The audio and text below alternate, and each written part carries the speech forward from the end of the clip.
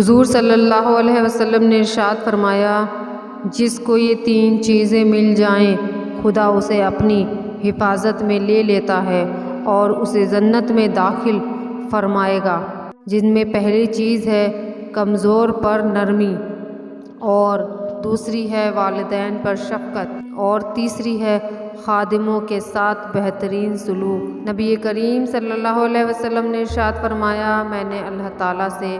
دعا کی ہے کہ یا اللہ میری امت کے لیے اس کے سویرے کے کاموں میں برکت عطا فرما۔ رسول اللہ صلی اللہ علیہ وسلم نے ارشاد فرمایا، تم کسی کی کمزوریوں کی تلاش میں نہ رہا کرو اور جاسوسوں کی طرح کسی کے عیب معلوم کرنے کی کوشش بھی نہیں کیا کرو۔ رسول اللہ صلی اللہ علیہ وسلم نے ارشاد فرمایا، سب سے افضل صدقہ روٹھے ہوئے لوگوں میں صلح کرا دینا ہے۔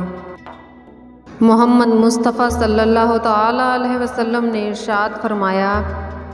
ایک روز حضرت جبرائیل علیہ السلام آپ صلی اللہ علیہ وسلم کے پاس آئے اور کہا، کیا میں دنیا کے سارے درختوں کے پتے گن سکتا ہوں، پانی کے قطرے اور ریت کے سارے ذرے گن سکتا ہوں،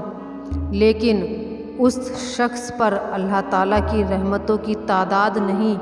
گن سکتا جو آپ صلی اللہ تعالیٰ علیہ وسلم پر درود بھیجتا رہتا ہے۔ سبحان اللہ۔